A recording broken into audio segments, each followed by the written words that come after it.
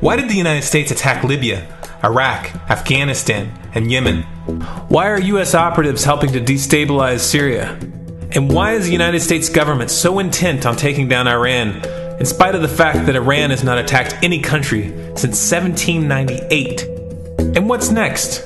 What are we headed for? When you look at the current trajectory that we're on, it doesn't make any sense at all if you evaluate it based on what we're taught in school. And it doesn't make any sense if you base your worldview on the propaganda that the mainstream media tries to pass off as news. But it makes perfect sense once you know the real motives of the powers that be. In order to understand those motives, we first have to take a look at history. In 1945, the Bretton Woods Agreement established the dollar as the world reserve currency, which meant that international commodities were priced in dollars. The agreement, which gave the United States a distinct financial advantage, was made under the condition that those dollars would remain redeemable for gold at a consistent rate of $35 per ounce. The United States promised not to print very much money, but this was on the honor system, because the Federal Reserve refused to allow any audits or supervision of its printing presses. In the years leading up to 1970, expenditures in the Vietnam War made it clear to many countries that the U.S. was printing far more money than it had in gold. And in response, they began to ask for their gold back. This, of course, set off a rapid decline in the value of the dollar. The situation climaxed in 1971 when France attempted to withdraw its gold and Nixon refused. On August 15th, he made the following announcement. I have directed the Secretary of the Treasury to take the action necessary to defend the dollar against the speculators. I have directed Secretary Connally to suspend temporarily the convertibility of the dollar into gold or other reserve assets, except in amounts and conditions determined to be in the interest of monetary stability and in the best interest of the United States. This was obviously not a temporary suspension, as he claimed, but rather a permanent default. And for the rest of the world who had entrusted the United States with their gold, it was outright theft. In 1973, President Nixon asked King Faisal of Saudi Arabia to accept only U.S. dollars as payment for oil and to invest any excess profits in U.S. Treasury bonds, notes, and bills. In return, Nixon offered military protection for Saudi oil fields. The same offer was extended to each of the world's key oil-producing countries, and by 1975, every member of OPEC had agreed to only sell their oil in U.S. dollars. The act of moving the dollar off of gold and tying it to foreign oil instantly forced every oil-importing country in the world to start maintaining a constant supply of Federal Reserve paper. And in order to get that paper, they would have to send real physical goods to America. This was the birth of the petrodollar. Paper went out, everything America needed came in, and the United States got very, very rich as a result.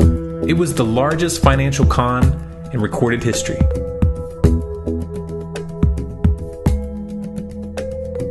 The arms race of the Cold War was a game of poker. Military expenditures were the chips, and the U.S. had an endless supply of chips. With the petrodollar under its belt, it was able to raise the stakes higher and higher, outspending every other country on the planet, until eventually U.S. military expenditures surpassed that of all other nations in the world combined. The Soviet Union never had a chance. The collapse of the communist bloc in 1991 removed the last counterbalance to American military might. The United States was now an undisputed superpower with no rival. Many hoped that this would mark the beginning of a new era of peace and stability. Unfortunately, there were those in high places who had other ideas. Within that same year, the U.S. invaded Iraq in the First Gulf War. And after crushing the Iraqi military and destroying their infrastructure, including water purification plants and hospitals, crippling sanctions were imposed which prevented that infrastructure from being rebuilt. These sanctions, which were initiated by Bush Sr. and sustained throughout the entire Clinton administration, lasted for over a decade and were estimated to have killed over 500,000 children. The Clinton administration was fully aware of these figures. We have heard that 500,000 children have died. I mean, that's more children than died in Hiroshima. And you know, is the price worth it? I think this is a very hard choice, but we think the price is worth it. Miss Albright, what exactly was it that was worth killing 500,000 kids for? In In November of 2000, Iraq began selling its oil exclusively in euros. This was a direct attack on the dollar and on U.S. financial dominance, and it wasn't going to be tolerated. In response, the U.S. government, with the assistance of the mainstream media, began to build up a massive propaganda campaign claiming that Iraq had weapons of mass destruction and was planning to use them. In 2003, the U.S. invaded, and once they had control of the country, oil sales were immediately switched back to dollars. This is particularly notable due to the fact that switching back to the dollar meant a 15 to 20% loss in revenue due to the euro's higher value. It doesn't make any sense at all unless you take the petrodollar into account. So I came back to see him a few weeks later, and by that time we were bombing in Afghanistan. I said, "Are we still going to war with Iraq?" And he said, "Oh, it's worse than that."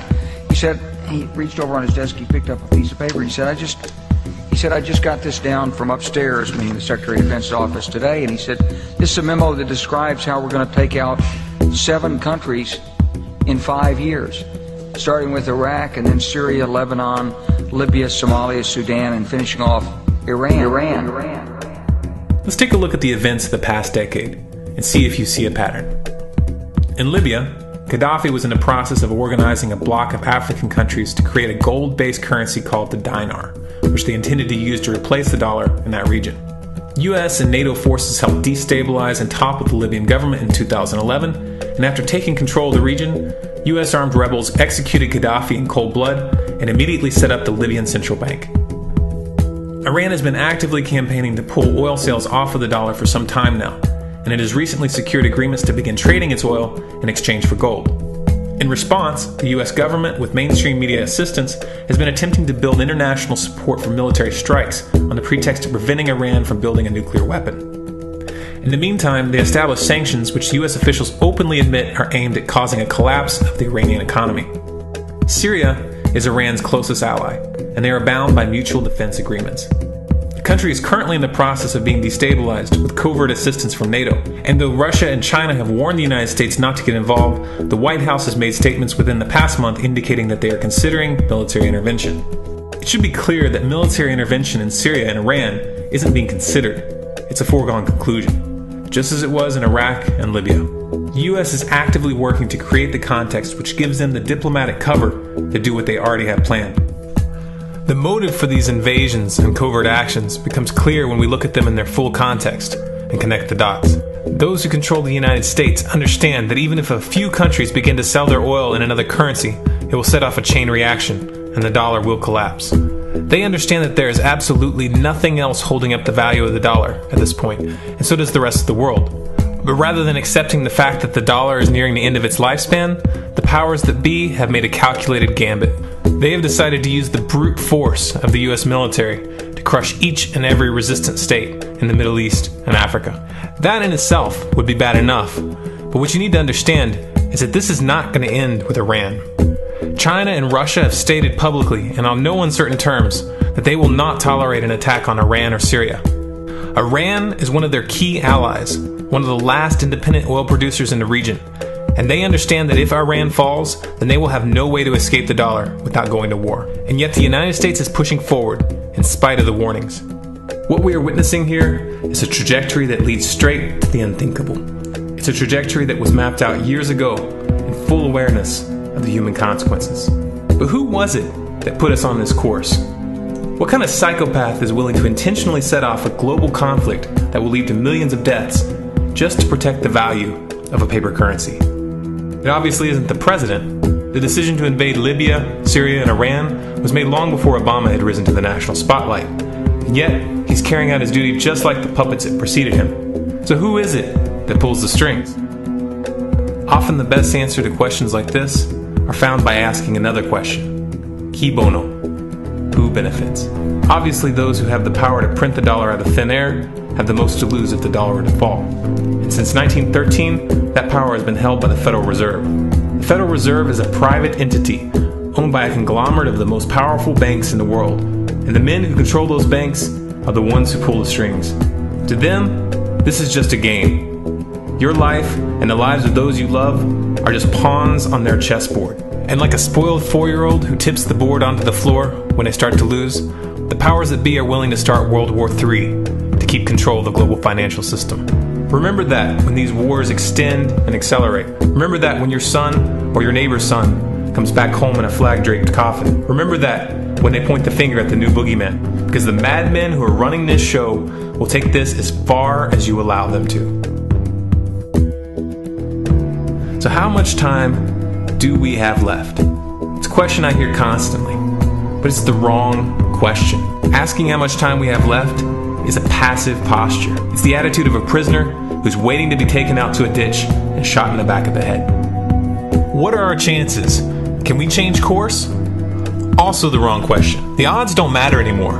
If you understand what we're facing, then you have a moral responsibility to do everything in your power to alter the course that we're on, regardless of the odds. It's only when you stop basing your involvement on the chances of success that success actually becomes possible. To strip the ill-begotten power from the financial elites and to bring these criminal cartels to justice will require nothing less than a revolution. The government is not going to save us. The government is completely infiltrated and corrupt to the core. Looking to them for a solution at this point is utterly naive. There are 3 stages of revolution, and they are sequential. Stage 1 is already underway. Stage 1 is the ideological resistance.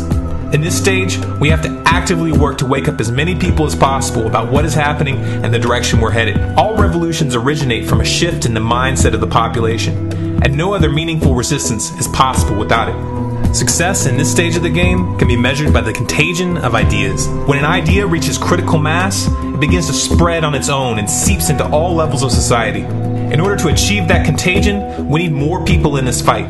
We need more people speaking out, making videos, writing articles, getting this information onto the national and international stage. And we especially need to reach the police and the military. Stage 2 is civil disobedience, also known as nonviolent resistance. In this stage, you put your money where your mouth is, or more accurately, you withhold your money and your obedience from the government, and you do everything in your power to bring the gears of the state to a halt. Practiced in mass, this method alone is often enough to bring a regime to its knees. However, if you fail at this stage, Stage 3 is inevitable. Stage 3 is direct physical resistance. Direct physical resistance is the last resort, and it should be avoided and delayed as long as possible. And it should only be invoked after all other options have been thoroughly exhausted. There are those who talk tough and claim that they will resist when the time comes. But what those people fail to realize is that if you are inactive during the first 2 stages and save your efforts for the last resistance, then you will fail. When the Nazis were moving door to door, dragging people out of their homes in Germany, that was the time to fight back physically. But due to the lack of ideological resistance and civil disobedience leading up to that moment, even an armed uprising would have likely failed at that point. An armed uprising can only succeed if the people have established an attitude of active resistance. And active resistance is only possible after their minds have broken free from the mainstream propaganda. If you want to fight back, it's now or never. You're not going to get another chance, and the stakes are far higher than they were in Nazi Germany.